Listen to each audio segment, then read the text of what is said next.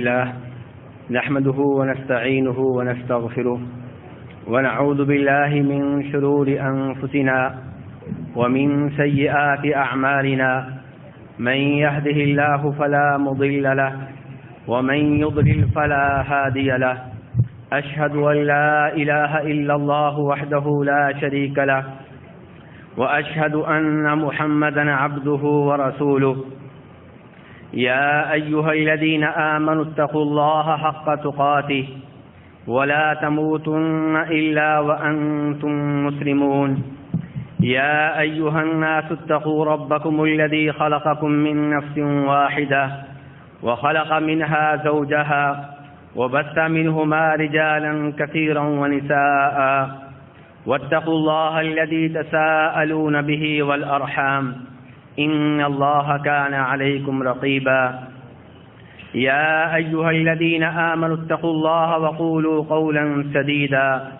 يصلح لكم أعمالكم ويغفر لكم ذنوبكم ومن يطع الله ورسوله فقد فاز فوزا عظيما أما بعد فإن خير الحديث كتاب الله وخير الهدي هدي محمد صلى الله عليه وسلم وشر الأمور محدثاتها وكل محدثة بدعة وكل بدعة ضلالة وكل ضلالة في النار.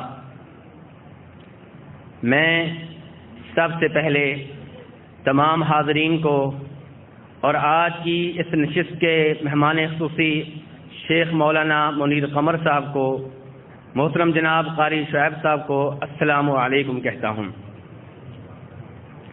میرے بھائیوں، موضوع کے بارے میں آپ جان چکے ہیں کہ تکفیر، کسی کو کافر کہنا، اس کے کیا اصول و ضوابط ہیں، کب آپ کسی کو کافر کہہ سکتے ہیں. موضوع میں داخل ہونے سے پہلے میں تکفیر کا مفہوم اور اس کا معنی بیان کر دینا مناسب سمجھوں گا. تکفیر میرے بھائیوں دو طرح ہوتی ہے، ایک تکفیر مطلق اور دوسری تکفیر معین. تکفیر مطلق کے دو مرتبے ہیں، دو درجے ہیں. پہلا درجہ یہ ہے کہ آپ کسی عقیدہ کے اوپر حکم لگائیں کہ اس عقیدہ کو اپنانے والے کافر ہیں. آپ کسی عمل کے اوپر حکم لگائیں کہ جو یہ عمل کرے گا وہ کافر ہے. آپ کسی کے قول کے اوپر، کسی کے لفظ کے اوپر حکم لگائیں کہ جو یہ لفظ بولے گا، جو یہ کلمہ ادا کرے گا وہ کافر ہے.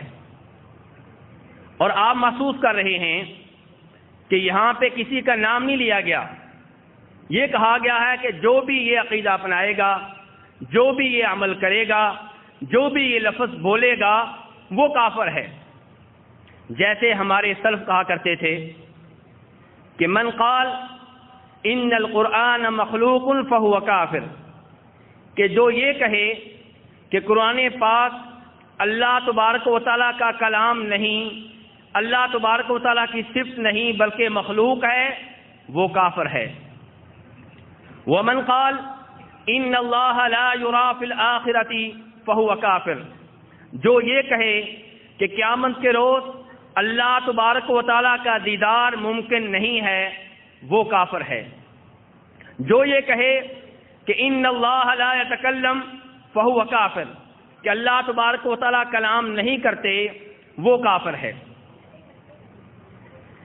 تکفیر مطلق ہی کا دوسرا مرتبہ، دوسرا درجہ یہ ہے کہ آپ کسی جماعت کے اوپر، کسی گروہ کے اوپر، کسی گروپ کے اوپر، کسی فرقہ کے اوپر یہ فتویٰ لگائیں کہ وہ گروہ، وہ جماعت، وہ فرقہ کافر ہے. جیسے یہ کہنا کہ یہودی کافر ہیں، عیسائی کافر ہیں، رافضی کافر ہیں، اللہ تبارک و تعالیٰ کے ناموں اور اس کی صفات کا انکار کرنے والے جہمی کافر ہیں. یہاں بھی کسی کا نام نہیں لیا گیا، لیکن جماعت کا نام لیا گیا ہے، گروہ کا نام لیا گیا ہے. تو میرے بھائیوں یہ ہے تکفیر مطلق اور یہ ہیں اس کے دو مرتبے. تکفیر کا دوسرا حصہ یہ ہے تکفیر معین، یعنی کہ کسی کا خاص نام لے کے کسی کو متعین کر کے کافر کہنا، یہ کہنا کہ زید جو ہے وہ کافر ہے، فلاں آدمی جس کا نام اسماعیل ہے وہ کافر ہے، فلاں آدمی جس کا نام بکر ہے وہ کافر ہے۔ تو ایک ہو گئی تکفیر مطلق، ایک ہے تکفیر معین۔ میرے بھائیو، کافر وہ ہے جسے اللہ اور اللہ کے رسول صلی اللہ علیہ وسلم کافر کہیں۔ کسی کو کافر کہنے کا حق اللہ اور اللہ کے رسول صلی اللہ علیہ وسلم کا ہے، میرا یا آپ کا نہیں ہے۔ تو شریعت جس کو کافر کہے وہ کافر ہے، جس کو میں اور آپ کافر کہنا چاہتے ہیں شریعت ساتھ نہیں دیتی، اس کو کافر نہیں کہہ سکتے۔ میرے بھائیو، تکفیر یعنی کہ کسی کو کافر کہنا بہت خطرناک عمل ہے۔ نبی صلی اللہ علیہ وسلم ارشاد فرماتے ہیں کہ جس آدمی نے کسی کو کافر کہا، وہ جس کو کافر کہا گیا ہے اگر وہ کافر ہے تو ٹھیک، ورنہ وہ کافر ٹھہرے گا جس نے کسی کو کافر کہا ہے۔ یعنی کہ تکفیر دو دھاری تلوار ہے، یا اس کے اوپر چلے گی یا اس کے اوپر چلے گی، یا کہنے والا کافر ہوگا یا جس کو کہا گیا وہ کافر ہوگا۔ اس لیے کسی کو کافر کہنے سے ہر ممکن پرہیز کرنا چاہیے، اجتناب کرنا چاہیے۔ میرے بھائیو، امام ابو داؤد رحمہ اللہ اپنی سنن میں روایت کرتے ہیں کہ نبی صلی اللہ علیہ وسلم نے ارشاد فرمایا کہ بنی اسرائیل میں دو آدمی تھے، وہ آپس میں بائی بائی بنے ہوئے تھے۔ ان میں سے ایک بہت زیادہ گنہگار تھا اور دوسرا نہایت عبادت گزار تھا۔ یہ عبادت گزار اس گنہگار کی وقتاً فوقتاً اصلاح کرتا رہتا تھا، اسے گناہوں سے روکتا رہتا تھا، اس سے کہتا تھا کہ میرے بھائی یہ گناہ چھوڑ دے، رب العالمین سے ڈر جا، لیکن گنہگار گناہوں سے باز نہیں آتا تھا۔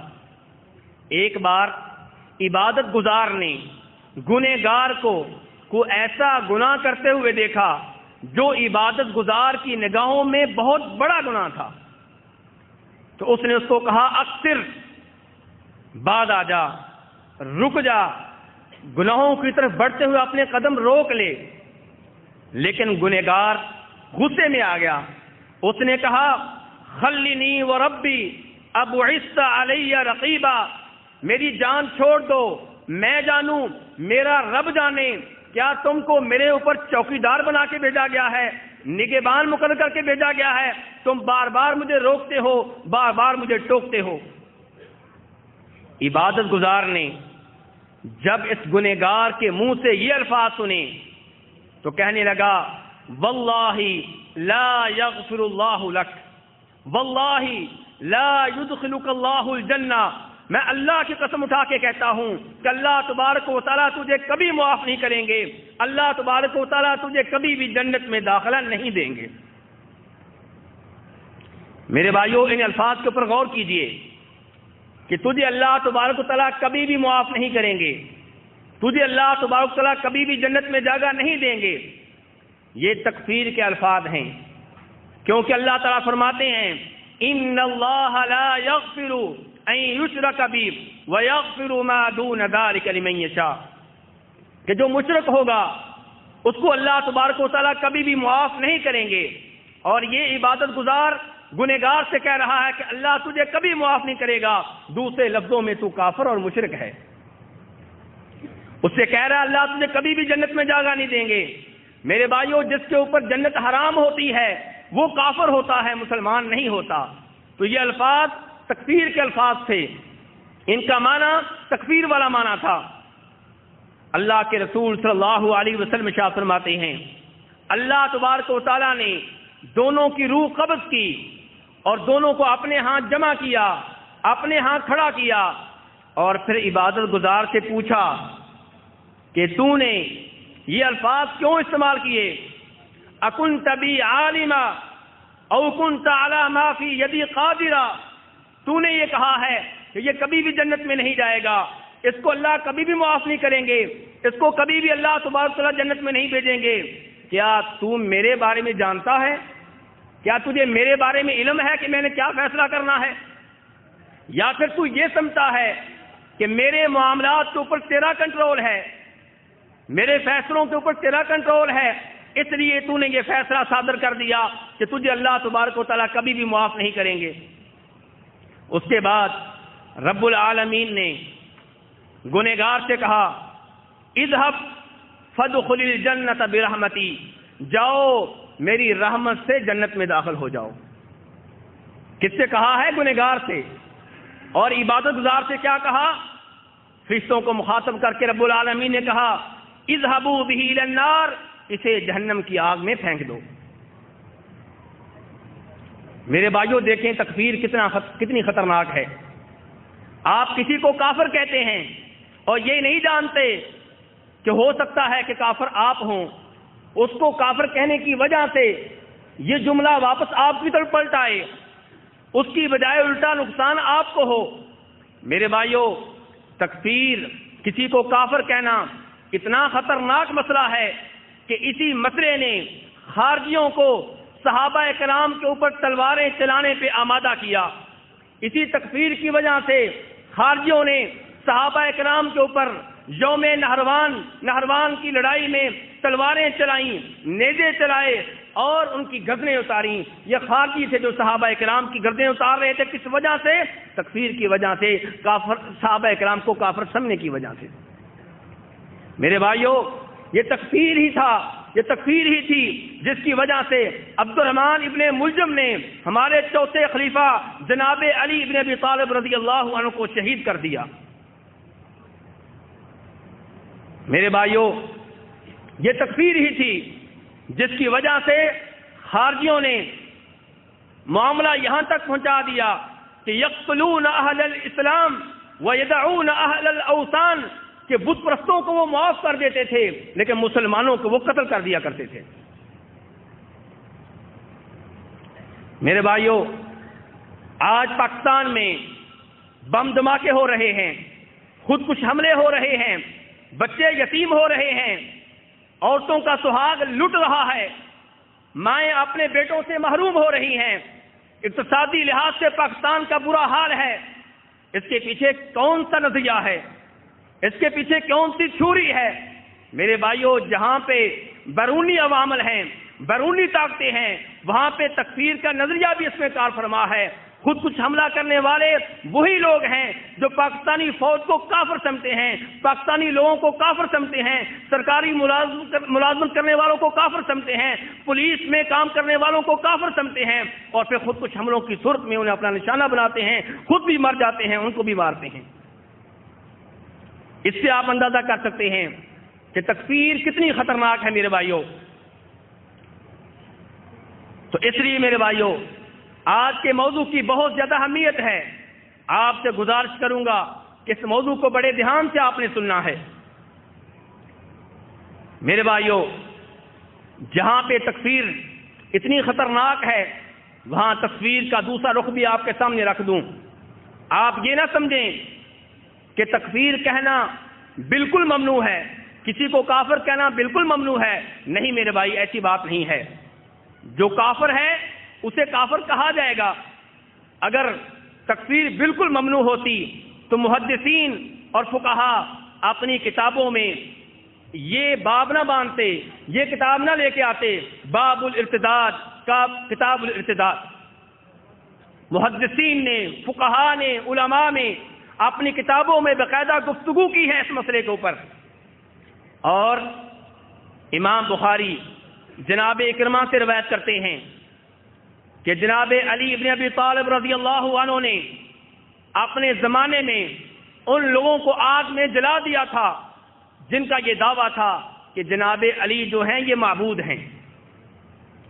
عبداللہ ابن عباس رضی اللہ عنہما کو علم ہوا تو کہنے لگے لو كنت انا لما حرقتهم لان الرسول صلی اللہ علیہ وسلم قال لا تعذبوا بعذاب الله ولقتلتهم كما قال النبي صلی اللہ علیہ وسلم من بدل دینه فاقتلوه، کہ اگر میں جناب علی کی جگہ پہ ہوتا تو میں ان کو آگ میں نہ جلاتا اس لیے کہ اللہ کے رسول صلی اللہ علیہ وسلم نے آگ کا عذاب دینے سے روکا ہے. آگ کا عذاب دینے کا حق صرف رب العالمین کو ہے، لیکن میں بھی ان لوگوں کو قتل کرتا، چاہے تلوار سے قتل کرتا، اس لیے کہ یہ مرتد ہو چکے ہیں. اور اللہ کے رسول صلی اللہ علیہ وسلم نے ارشاد فرمایا کہ جو اپنے دین کو بدل ڈالے، جو مرتد ہو جائے، جو دین اسلام سے خارج ہو جائے، اس کو قتل کر ڈالو. تو کہنے کا مطلب یہ ہے تکفیر کا باب بالکل بند نہیں ہے، لیکن کون کافر ہے کون کافر نہیں ہے اس کے اصول و ضوابط ہیں. اس کا فیصلہ اسلامی شریعت کے مطابق فیصلہ کرنے والے قاضیوں نے کرنا ہے، یا اس کا فیصلہ ان علماء کرام نے کرنا ہے جن کو دین میں رسوخ حاصل ہے، جن کا علم بہت پختہ ہے، جو بہت تجربہ کار ہیں.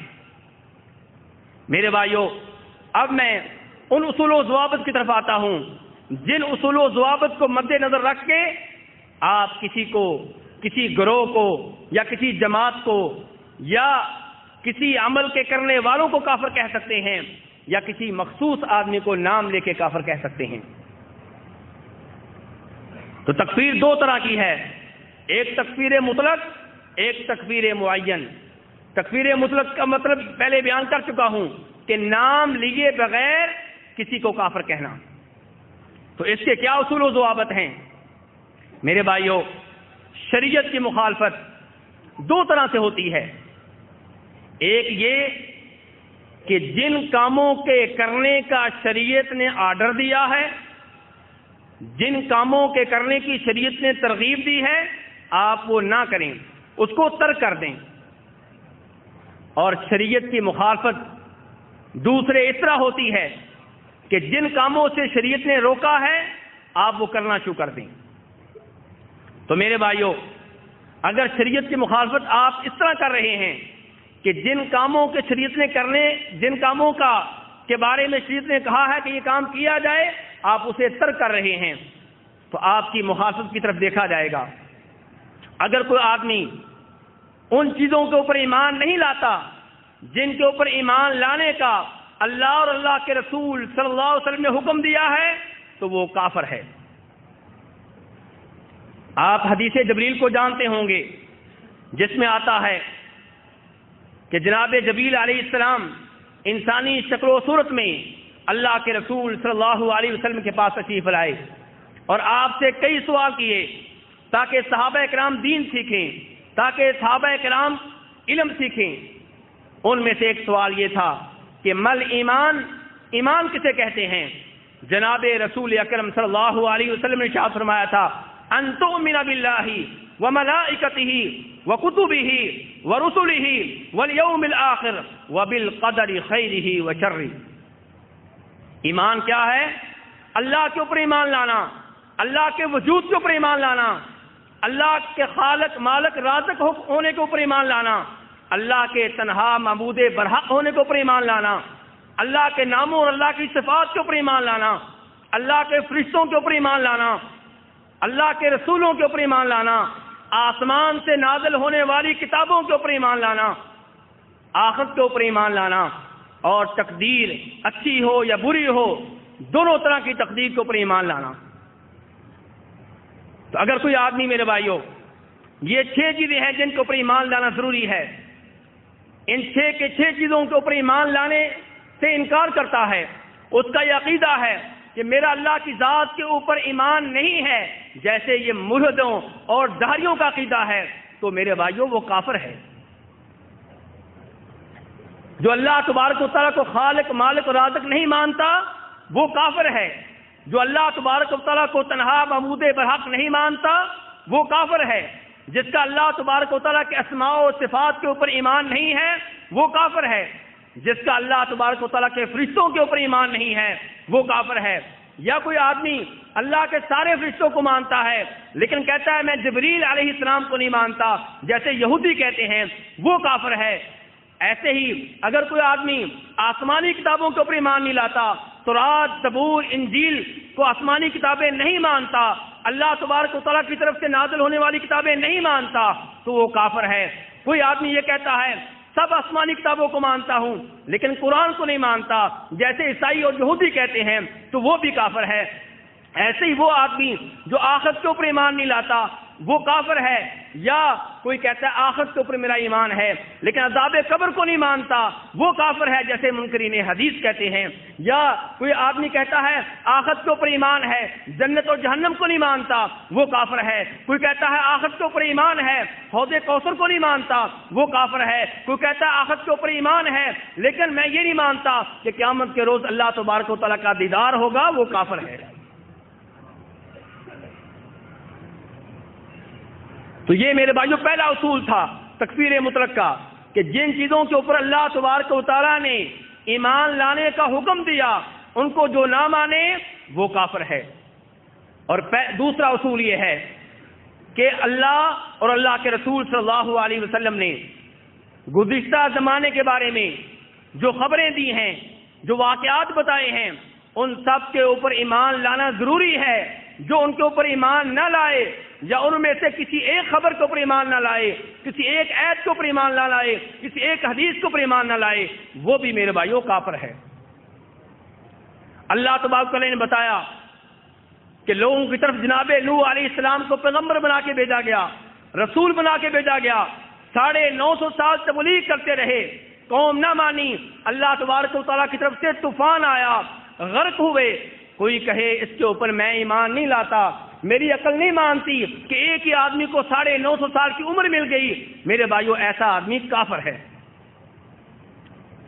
تیسرا اصول یہ ہے میرے بھائیوں کہ اللہ اور اللہ کے رسول صلی اللہ علیہ وسلم نے مستقبل کے بارے میں جو پیشین گوئیاں کی ہیں، جو باتیں بتائی ہیں، ان کے اوپر ایمان لانا ضروری ہے۔ قیامت کی جو نشانیاں بتائی ہیں ان کے اوپر ایمان لانا ضروری ہے۔ جو ایمان نہ لائے، جو نہ مانے، میرے بھائیوں وہ کافر ہے۔ دجال اپنے فتنے سمیت آئے گا، کوئی کہے میری عقل نہیں مانتی، ایسا آدمی کافر ہے۔ عیسیٰ علیہ السلام آسمان دنیا سے نازل ہوں گے، دجال کو قتل کریں گے، دجال کا پیچھا کریں گے، دجال کا تعاقب کریں گے۔ جو کہے میں نہیں مانتا، میری عقل نہیں مانتی کہ عیسیٰ علیہ السلام اب تک زندہ ہیں، ایسا آدمی میرے بھائیوں کافر ہے۔ امام مہدی آئیں گے، مسلمانوں کی رہبری کریں گے، ان کی رہنمائی کریں گے، جو کہے میں نہیں مانتا، میرے بھائیوں ایسا آدمی کافر ہے۔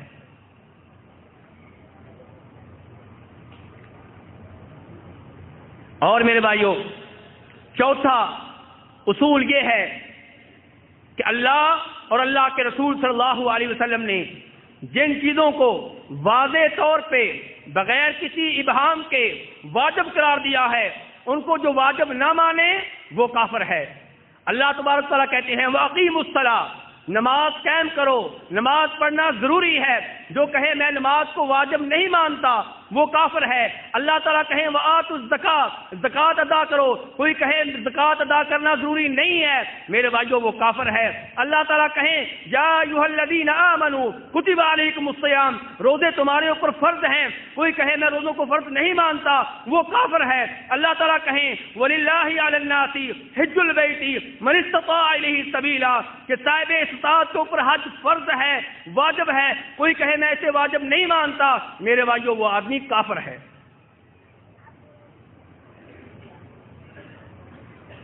اور میرے بھائیوں پانچواں اصول یہ ہے کہ اللہ تبارک و تعالیٰ نے جن چیزوں کو واضح طور پہ بغیر کسی ابہام کے حرام قرار دیا ہے ان کو جو حرام نہ مانے میرے بھائیوں وہ بھی کافر ہے۔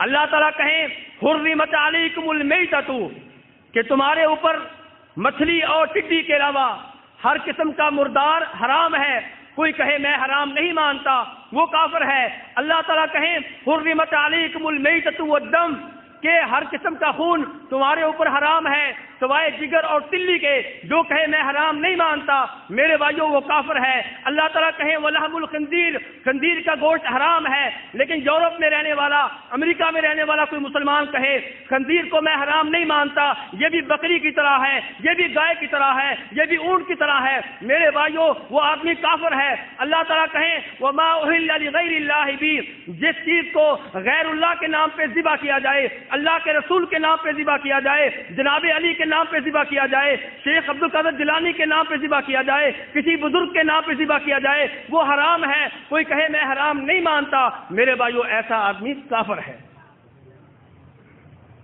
اللہ تعالیٰ فرمائے یا ایھا الذین آمنوا انما الخمر والمیسر والانصاب والازلام رجس من عمل الشیطان فاجتنبوہ لعلکم تفلحون۔ اس آیت کا مفہوم یہ ہے کہ شراب حرام ہے، جوا حرام ہے۔ کوئی کہے میں شراب کو حرام نہیں مانتا، یہ پیپسی کی طرح ہے، یہ کوکا کولا کی طرح ہے، یہ روح افزا کی طرح ہے، میرے بھائیو اس کا یہ عقیدہ جو ہے یہ میرے بھائیو کفری عقیدہ ہے، ایسا آدمی کافر ہے۔ میرے بھائیو یہاں پہ میں خبردار کر دوں کہ اب تک جو میں نے اصول بتائے ہیں ان کا تعلق عقیدے سے تھا، ماننے نہ ماننے سے تھا، کہنے یا عمل کرنے سے نہیں تھا۔ اب میرے بھائیو اقوال کی طرف آتے ہیں۔ جن چیزوں کے شریعت نے کہنے کا حکم دیا ہے، جیسے شریعت کہتی ہے کہ کلمہ پڑھو، شریعت کہتی ہے سلام کا جواب دو، شریعت کہتی ہے لوگوں کو بھلائی کی طرف بلاؤ، شریعت کہتی ہے لوگوں کو برائی سے روکو، شریعت کہتی ہے سچ بولو، یہ سارے بولنے والے کام ہیں، یہ سارے اقوال ہیں، یہ سارے الفاظ ہیں، یہ سارے جملے ہیں۔ اگر میرے بھائیوں کوئی سلام کا جواب نہیں دیتا وہ گنہگار ہے، کافر نہیں ہے۔ کوئی کسی کو برائی سے نہیں روکتا وہ گنہگار ہے، کافر نہیں ہے۔ جو اپنے مسلمان بھائی کو نیکی کی طرف نہیں بلاتا، نماز کی دعوت نہیں دیتا، وہ گنہگار تو ہو سکتا ہے لیکن کافر نہیں ہے۔ جو جھوٹ بولتا ہے، سچ نہیں بولتا، وہ گنہگار تو ہو سکتا ہے لیکن کافر نہیں ہے۔ لیکن ایک قول ایسا ہے، ایک جملہ ایسا ہے جو بولنا ضروری ہے، جو بولنا واجب ہے، جو وہ کلمہ نہیں بولتا وہ کافر ہے۔ اور وہ کلمہ کیا ہے؟ لا الہ الا اللہ محمد الرسول اللہ۔ اللہ تبارک و تعالیٰ کے تنہا معبود برحق ہونے کی گواہی دینا، جناب رسول اکرم صلی اللہ علیہ وسلم کے رسول ہونے کی گواہی دینا ضروری ہے، اس کا اقرار کرنا ضروری ہے، اس کا اعتراف کرنا ضروری ہے۔ ایک آدمی اللہ کو تنہا معبود برحق سمجھتا ہے، جناب رسول اکرم صلی اللہ علیہ وسلم کو سچا رسول جانتا ہے، مانتا ہے، لیکن منہ سے اقرار نہیں کرتا، منہ سے اعتراف نہیں کرتا، ایسا آدمی کافر ہے اگر قدرت ہونے کے باوجود وہ اس بات کا اعتراف نہیں کرتا۔ شیخ الاسلام ابن تیمیہ رحمہ اللہ فرماتے ہیں فَأَمَّا الشَّهَادَتَانِ إِذَا لَمْ يَنْطِقْ بِهِمَا مَعَ الْقُدْرَةِ فَهُوَ كَافِرٌ بِاتِّفَاقِ الْمُسْلِمِينَ کہ مسلمانوں کا اس بات کے اوپر اتفاق ہے کہ جو آدمی کلمہ نہیں پڑھتا، توحید و رسالت کا اقرار نہیں کرتا، قدرت ہونے کے باوجود اس بات کی گواہی نہیں دیتا، وہ کافر ہے۔ سب کے نزدیک کسی کا اس میں اختلاف نہیں ہے۔ اور میرے بھائیوں اس کی سب سے واضح دلیل نبی صلی اللہ علیہ وسلم کے چچا ابو طالب ہیں۔ پوری زندگی نبی صلی اللہ علیہ وسلم کا ساتھ دیا، دشمنوں سے آپ کا دفاع کرتے رہے، آپ کی مدد کرتے رہے، آپ کے دست و بازو بنے رہے۔ جب مکہ والوں نے رسول اکرم صلی اللہ علیہ وسلم کا اور مومنوں کا بائیکاٹ کیا، ابو طالب اس وقت اپنی قوم کی صف میں نہیں کھڑے تھے بلکہ اپنے بھتیجے کے ساتھ کھڑے تھے۔ 3 سال تک شیب ابی طالب میں محصور رہے، بھوک برداشت کرتے رہے، ہر طرح سے جناب رسول اکرم صلی اللہ علیہ وسلم کا ساتھ دیا، لیکن کلمہ نہیں پڑھا، توحید کا منہ سے اعتراف نہیں کیا، رسالت کا منہ سے اعتراف نہیں کیا، دل سے وہ بھی مانتے تھے کہ اللہ کے سوا کوئی معبود برحق نہیں ہے، اپنے بھتیجے کو دعوی رسالت میں، دعوی نبوت میں سچا مانتے تھے لیکن منہ سے کلمہ نہیں پڑا۔ بخاری شریف کی روایت ہے کہ جب ابو طالب فوت ہونے لگے، جناب رسول اکرم صلی اللہ علیہ وسلم تشریف لائے، کہا یا امی قل لا الہ الا اللہ کلمۃ احاج لک بہا عند اللہ، میرے چچا کلمہ پڑھ دیں، لا الہ الا اللہ پڑھ دیں، اللہ کے معبود برحق ہونے کا اقرار کر لیں، یہ ایسا کلمہ ہے اگر آپ نے پڑھ دیا روز قیامت اللہ تبارک و تعالیٰ کے ہاں آپ کی شفاعت کرنے کے قابل ہو جاؤں گا۔ اس کلمے کو اللہ کے سامنے بطور دلیل کے، بطور حجت کے پیش کروں گا۔ لیکن ابو جہل پاس بیٹھا ہوا تھا، اس کے حواری پاس بیٹھے ہوئے تھے، وہ کہنے لگے ابو طالب ساری زندگی اپنے باپ کے دین کے اوپر رہے، اب موت کے ڈر سے یہ کلمہ بھتیجے کا پڑھ لو گے، باپ کو چھوڑ دو گے؟ وہی باپ دادا کی باتیں، وہی تعصب کہ میرے باپ دادا کا دین جھوٹا نہیں ہو سکتا۔ چنانچہ ابو طالب کے منہ سے نکلنے والے آخری کلمات یہ تھے کہ میں اپنے باپ عبد المطلب کے دین کے اوپر فوت ہو رہا ہوں۔ جناب نبی اکرم صلی اللہ علیہ وسلم نے کہا کہ چچا جب تک مجھے روک نہیں دیا جاتا میں آپ کے لیے دعائے مغفرت کرتا رہوں گا۔ آسمان سے وحی نازل ہوئی، ما کان للنبی والذین آمنوا ان یستغفروا للمشرکین ولو کانوا اولی قربا، کہ کسی نبی کے یہ شایان شان نہیں ہے کہ وہ کسی مشرک کے لیے دعائے مغفرت کرے، چاہے اپنا رشتہ دار ہو، قرابت دار ہو۔ قرآن نے فیصلہ سنا دیا کہ یہ آیت ابو طالب کے بارے میں نازل ہوئی ہے۔ قرآن نے فیصلہ سنا دیا کہ ابو طالب مسلمان نہیں ہیں، حالانکہ دل سے اپنے بھتیجے کو سچا جانتے تھے، لیکن منہ سے کلمہ پڑھنا ضروری تھا، منہ سے یہ اقرار کرنا ضروری تھا، منہ سے یہ اعتراف کرنا ضروری تھا۔ نہیں کر سکے، مسلمانوں کی صف میں نہیں ہوں گے، کافروں کی صف میں ہوں گے۔ انک لا تہدی من احببت ولکن اللہ یہدی من یشاء۔ میرے بھائیو، عقائد کے بارے میں آپ نے جان لیا، اقوال کے بارے میں آپ نے جان لیا، اب اعمال کی طرف آتے ہیں۔ میرے بھائیو، زکوٰۃ ادا کرنا ضروری ہے۔ ایک مسلمان یہ مانتا ہے کہ زکوٰۃ ادا کرنا ضروری ہے، اس کے واجب ہونے کا منکر نہیں ہے، حج کے واجب ہونے کا منکر نہیں ہے، لیکن حج نہیں کرتا۔ روزوں کے واجب ہونے کا منکر نہیں ہے، لیکن روزے نہیں رکھتا۔ نماز کے واجب ہونے کا منکر نہیں ہے، لیکن نماز نہیں پڑھتا۔ ایسے آدمی کا کیا حکم ہے؟ کیا یہ مسلمان ہے یا کافر ہے؟ میرے بھائیوں، صرف نماز وہ چیز ہے جس کے بارے میں علماء کرام کا راجح قول یہی ہے کہ جو جان بوجھ کے بالکل نماز نہیں پڑھتا، پوری دن کی نماز کے قریب نہیں آتا، ایسا آدمی کافر ہے۔ جناب جابر ابن عبداللہ رضی اللہ عنہما کہتے ہیں کہ میں نے اللہ کے رسول کو سنا، آپ فرما رہے تھے ان بین الرجل وبین الشرک والکفر ترک الصلاۃ، کہ مسلمان اور کفر و شرک کے درمیان جو چیز حائل ہے، جو دیوار ہے، جو رکاوٹ ہے، وہ نماز ہے۔ جب مسلمان نماز ادا نہیں کرتا، وہ دائرہ اسلام سے خارج ہو کے کفر کی حدود میں داخل ہو جاتا ہے۔ بریدہ ابن حسیب کہتے ہیں العہد الذی بیننا وبینہم الصلاۃ فمن ترکها فقد کفر، کہ یہ منافق جو اوپر سے کلمہ پڑھتے ہیں، ان کے اور ہمارے درمیان جو معاہدہ ہے، جو عہد ہے، وہ نماز کا ہے۔ جب تک یہ نماز ادا کرتے رہیں گے، ہم ان کا شمار مسلمانوں میں کریں گے، ان کو قتل نہیں کریں گے، ان کے مال کو نہیں چھیڑیں گے، ان کے اوپر تلواریں نہیں چلائیں گے۔ اور جب یہ نماز نہیں پڑھیں گے، پھر یہ ننگے ہو گئے، ان کا نفاق واضح ہو گیا، پھر اس کے بعد ہم ان کا شمار کافروں میں کریں گے، ان سے لڑیں گے، ان کے اوپر تلواریں چلائیں گے۔ اور عبداللہ ابن شقیق کہتے ہیں، مشہور و معروف تابعی ہیں، کہتے ہیں کانا اصحاب النبی صلی اللہ علیہ وسلم لا یرون شیئا من الاعمال ترکہ کفر غیر الصلاۃ، کہ صحابہ کرام زکوٰۃ کے تارک کو مجرم سمجھتے تھے، گنہگار سمجھتے تھے، کافر نہیں سمجھتے تھے۔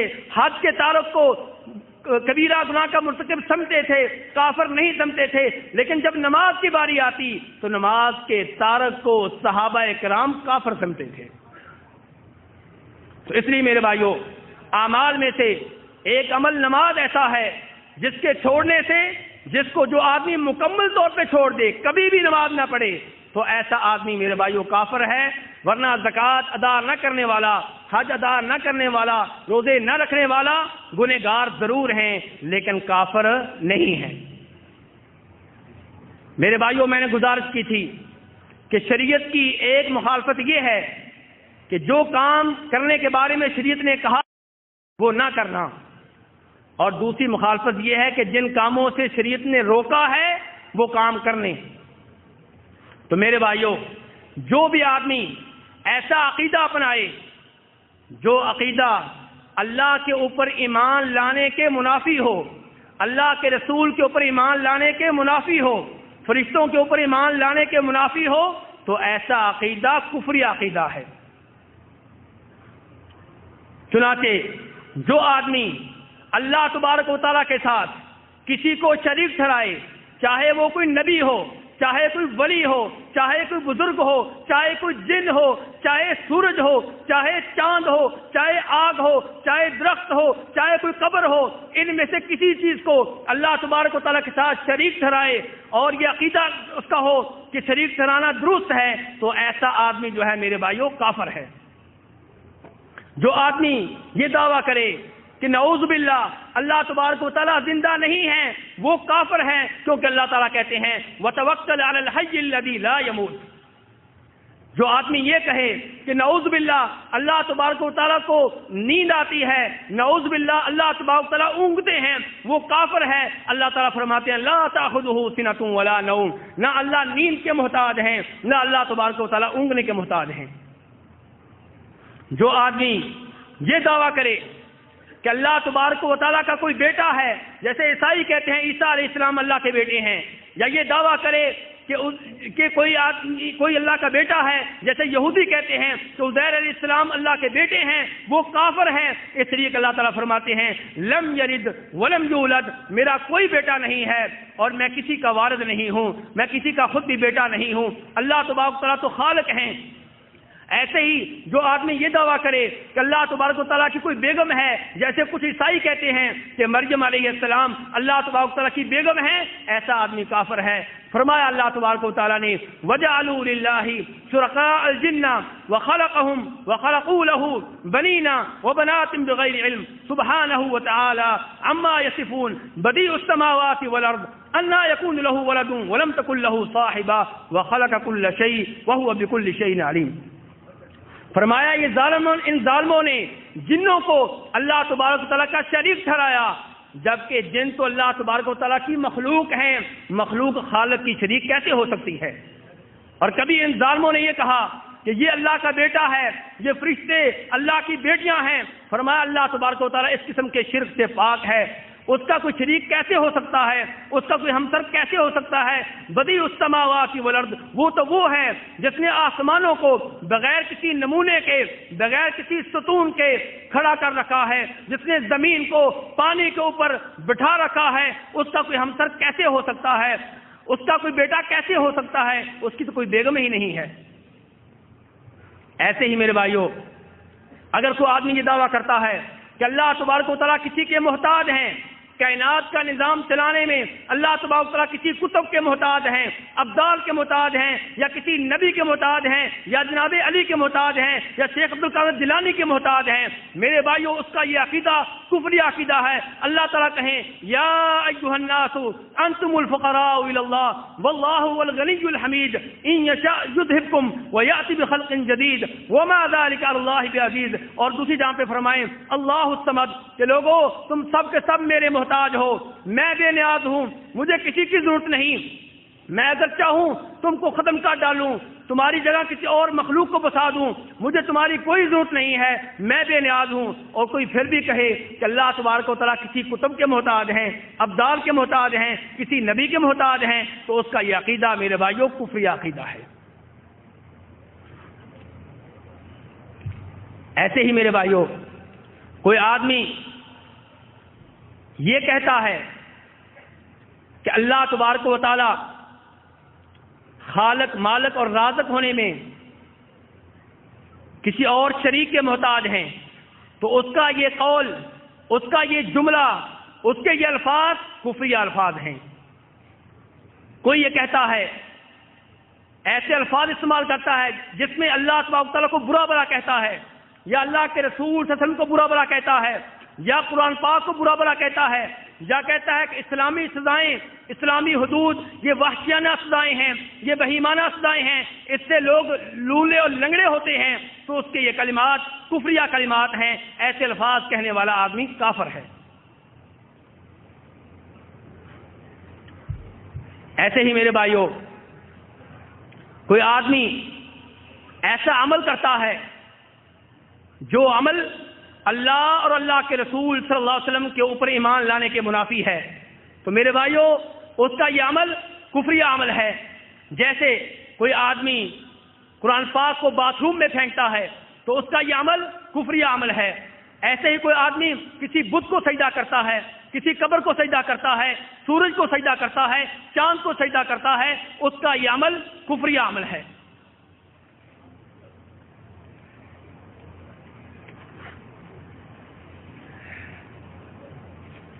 میرے بھائیوں، اب آپ نے وہ اصول جان لیے جن اصولوں کی بنا پہ آپ کسی گروہ کو، کسی جماعت کو، کسی فرقے کو، کوئی لفظ بولنے والوں کو کافر کہہ سکتے ہیں۔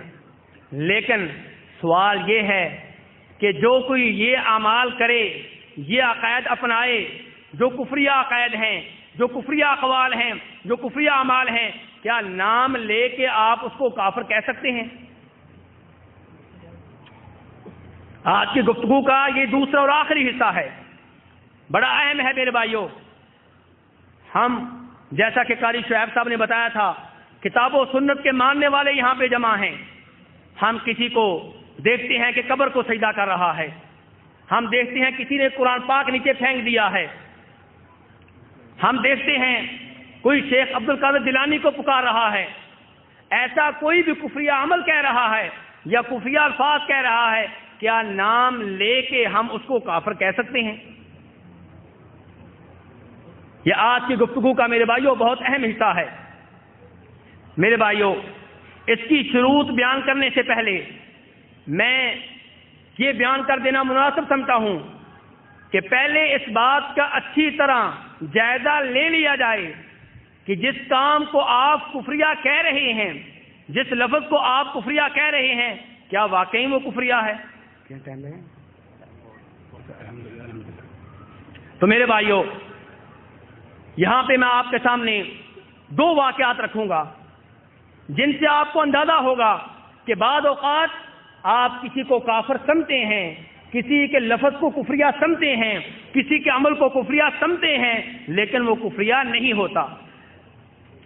امام نسائی اپنی کتاب سنن کبریٰ میں، امام حاکم اپنی کتاب المستدرک میں، اور امام عبدالرزاق اپنی کتاب المصنف میں روایت کرتے ہیں جناب عبداللہ ابن عباس رضی اللہ عنہما سے، کہتے ہیں کہ جناب علی کے زمانے میں کچھ لوگ جناب علی کو چھوڑ کے الگ ہو گئے، جنہیں آج کل ہم خارجی کہتے ہیں، اور انہوں نے جناب علی کی حکومت کو ماننے سے انکار کر دیا، جناب علی کو خلیفہ برحق ماننے سے انکار کر دیا، بلکہ جناب علی کو کافر سمجھنے لگے۔ عبداللہ ابن عباس فرماتے ہیں کہ دوپہر کا وقت تھا، میں نے امیر المؤمنین جناب علی سے کہا، ابرز الصلاۃ لعلی اکلم ہؤلاء القوم، کہ امیر المؤمنین میری آپ سے درخواست ہے کہ آج ظہر کی نماز تھوڑی سی لیٹ کر دیں تاکہ میں ان خارجیوں سے مذاکرات کر سکوں، ان سے بات چیت کر سکوں۔ میرے بھائیوں، یہ بات چیت آپ نے بڑے دھیان سے سننی ہے، اس سے آپ کو اندازہ ہوگا کہ کئی دفعہ آپ کسی کو کافر سمجھتے ہیں، وہ کافر نہیں ہوتا، غلط فہمی آپ کو ہو جاتی ہے، غلطی کے اوپر آپ ہوتے ہیں، وہ نہیں ہوتا۔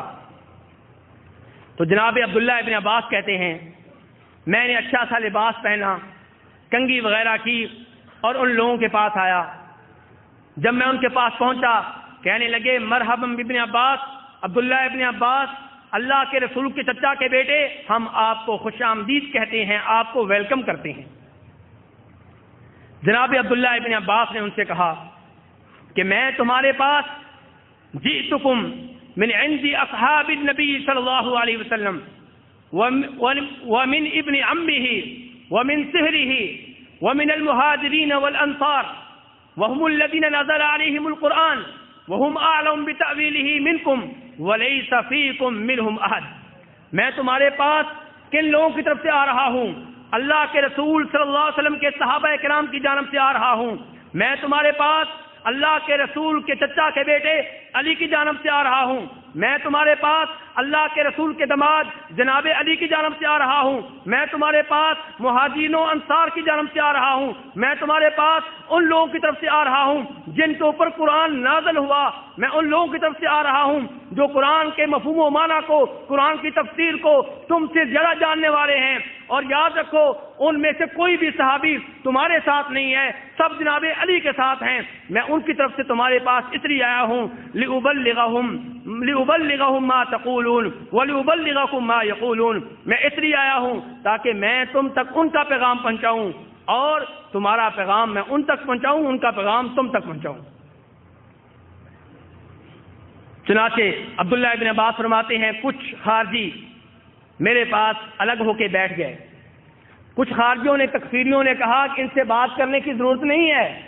اللہ تعالی نے فرمایا قرآن پاک میں بل ہم قوم خصمون، یہ قریشی بڑے جھگڑالو ہوتے ہیں، ان سے بات کرنے کی ضرورت نہیں ہے۔ لیکن کچھ خارجی ایسے تھے جنہوں نے کہا کہ بات چیت کرنے میں کوئی حرج نہیں ہے۔ جناب عبداللہ ابن عباس انہیں الگ لے کے بیٹھ گئے اور پوچھا بتاؤ تمہارے کیا اعتراضات ہیں نبی صلی اللہ علیہ وسلم کے صحابہ کرام کے اوپر اور اللہ کے رسول کے چچا کے بیٹے جناب علی کے اوپر؟ کہنے لگے ہمارے 3 اعتراض ہیں۔ عبداللہ ابن عباس نے فرمایا پیش کرو۔ کہنے لگے ہمارا پہلا اعتراض یہ ہے کہ قرآن پاک کہتا ہے کہ ان الحکم الا للہ، فیصلہ کرنے کا اختیار صرف رب العالمین کو ہے۔ اور جنگ صفین کے موقع پہ معاویہ اور علی رضی اللہ عنہما ان دونوں نے اس بات پہ اتفاق کیا ہے کہ ہم لڑائی بند کرتے ہیں اور 2 ثالث مقرر کرتے ہیں۔ ایک ثالث معاویہ کی طرف سے ہوگا، دوسرا ثالث جناب علی کی طرف سے ہوگا۔ جناب علی کی طرف سے ابو موسیٰ اشعری ہوں گے، جناب معاویہ کی طرف سے عمرو بن عاص ہوں گے۔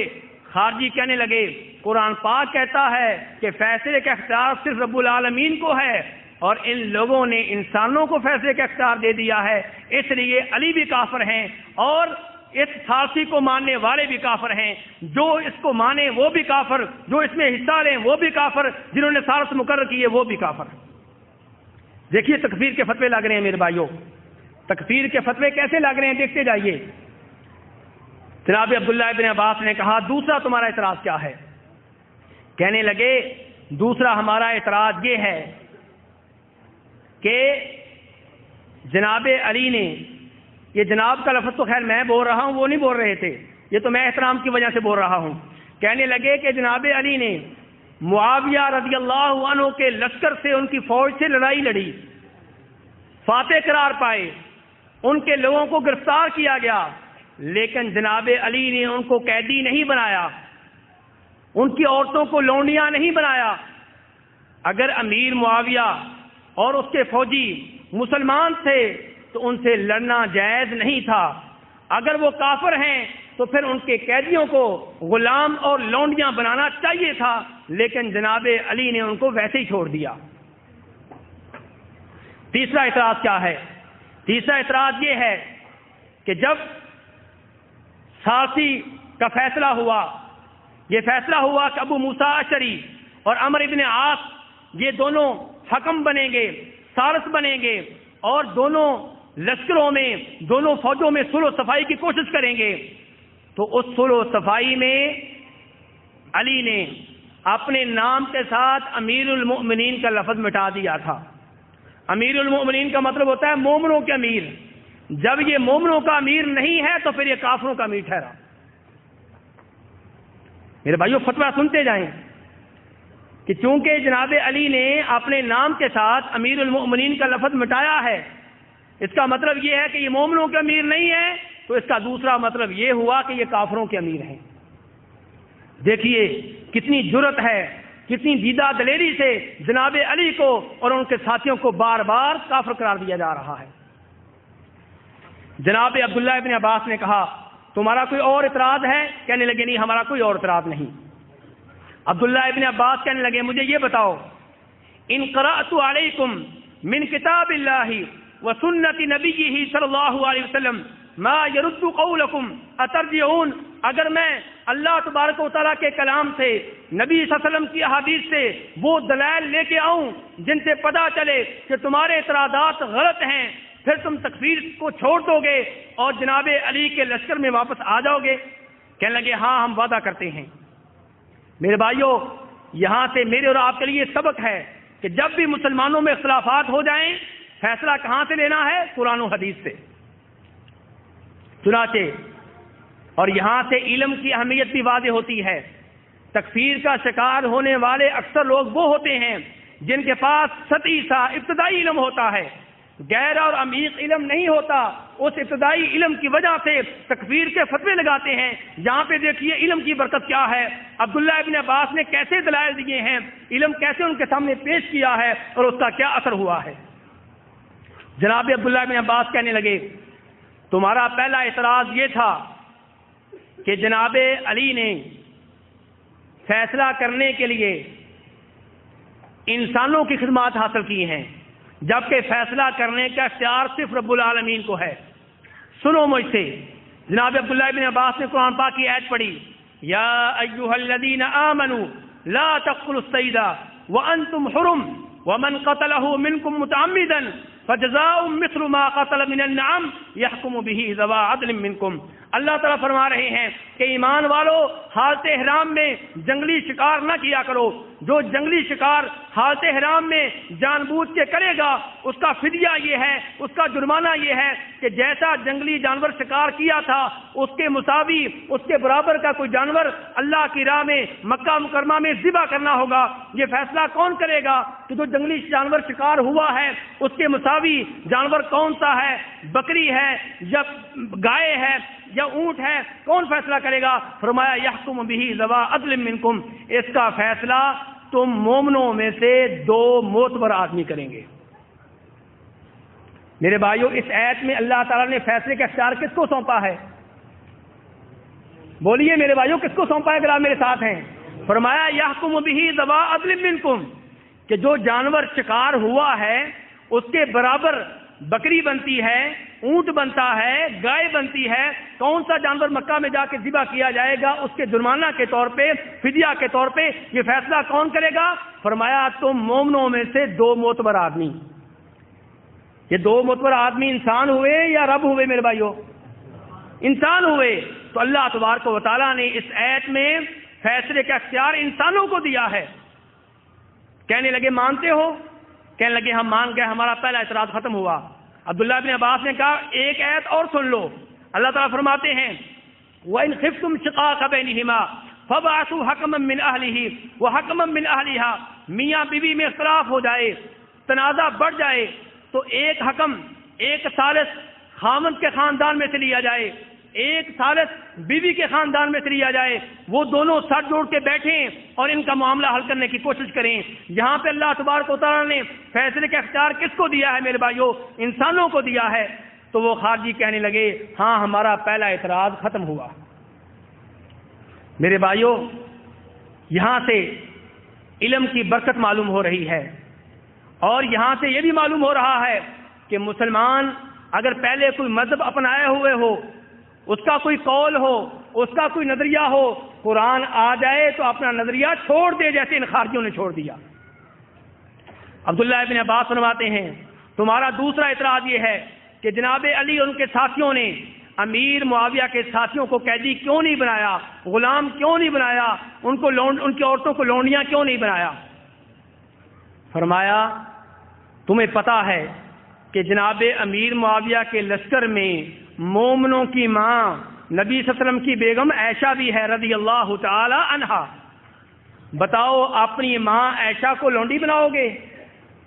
کیا ان سے وہ کام کرو گے نعوذ باللہ جو لونڈیوں سے کیا جاتا ہے؟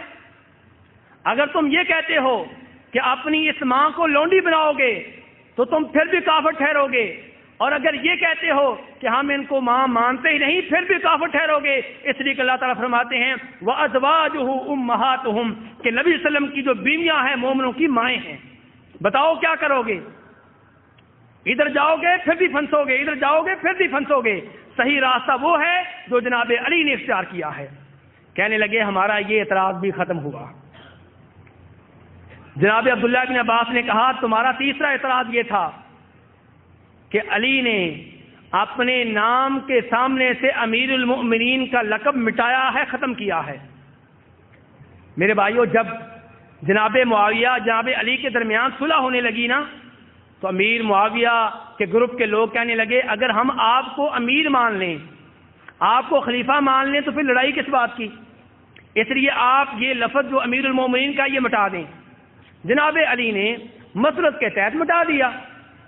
تو یہ ان کا بہت بڑا اعتراض تھا، اور اتنا بڑا اعتراض تھا ان کے نزدیک کہ کہنے لگے اگر یہ مومنوں کے امیر نہیں ہیں تو پھر کافروں کے امیر ہیں، یعنی کہ خود بھی کافر، ان کے ماننے والے بھی نعوذ باللہ کافر۔ جناب عبداللہ بن عباس کہنے لگے آؤ مجھ سے حدیث سنو۔ جب صلح حدیبیہ کا موقع تھا، نبی صلی اللہ علیہ وسلم سے مذاکرات کے لیے مکہ والے آئے، معاہدہ لکھا جانے لگا۔ اللہ کے رسول صلی اللہ علیہ وسلم نے اسی علی سے کہا، انہی امیر المؤمنین علی بن ابی طالب سے کہا کہ لکھو ھذا ما صالح علیہ محمد الرسول اللہ، یہ وہ معاہدہ ہے جس کے اوپر صلح ہو رہی ہے محمد الرسول اللہ کے مابین، اور آگے لکھنا تھا اہل مکہ کے مابین، لیکن اس سے پہلے ہی مکہ والوں نے چور ڈال دیا، کہنے لگے لو نعلم انک رسول اللہ ما قاتلناک، اگر ہم یہ جانتے ہوتے کہ آپ اللہ کے رسول ہیں، آپ اللہ کے نبی ہیں، پھر ہم آپ سے نہ لڑتے۔ ہمارے نزدیک آپ اللہ کے رسول نہیں ہیں، اللہ کے نبی نہیں ہیں، اس لیے معاہدے میں سے رسول اللہ کا لفظ آپ کو مٹانا ہوگا۔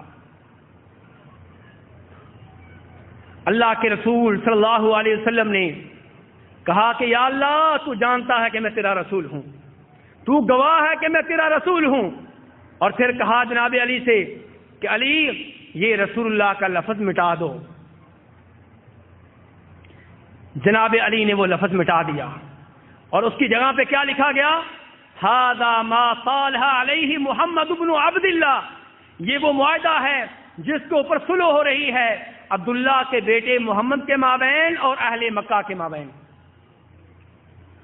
عبداللہ ابن عباس اب خارجیوں سے پوچھتے ہیں بتاؤ جب اللہ کے رسول نے رسول اللہ کا لفظ مٹایا تھا تو کیا آپ کی نبوت ختم ہو گئی تھی؟ کیا آپ کی رسالت نعوذ باللہ ختم ہو گئی تھی؟ کہنے لگے نہیں۔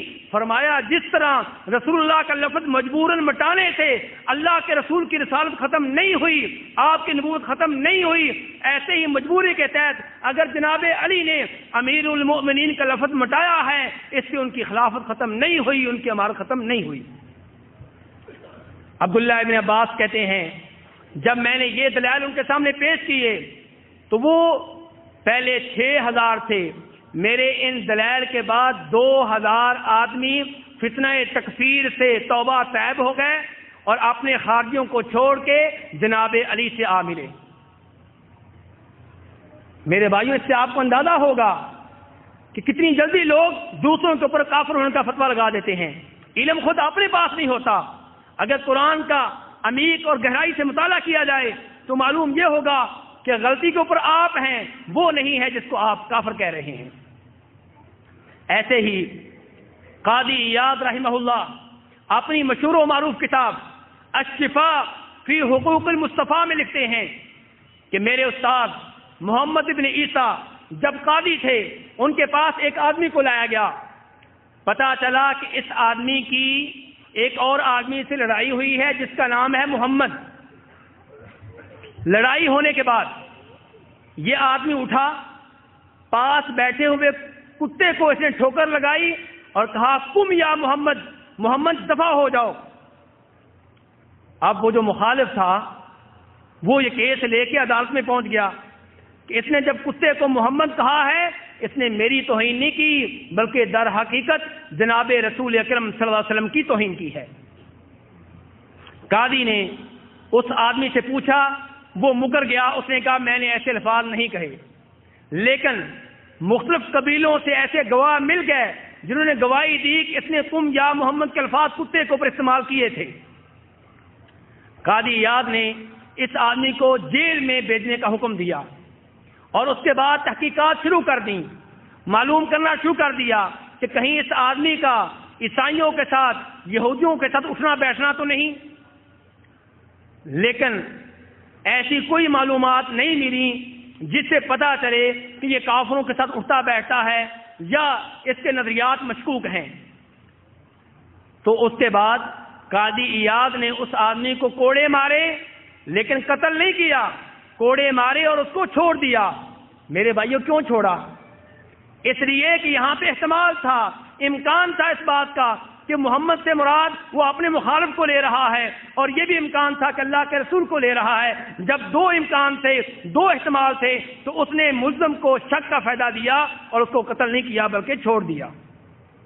اس لیے جب آپ کسی سے ایسے الفاظ سنیں جو آپ کے نزدیک کفری الفاظ ہوں، جب آپ کو کسی کو ایسا عمل کرتا ہوا دیکھیں جو آپ کے نزدیک کفری عمل ہو، لیکن اس میں احتمال ہو سکتا ہے اس کی مراد یہ ہو سکتا ہے اس کی مراد یہ ہو، تو آپ اس سے پوچھیں کہ اس کی کیا مراد ہے، اور اس کو آپ شک کا فائدہ دیں۔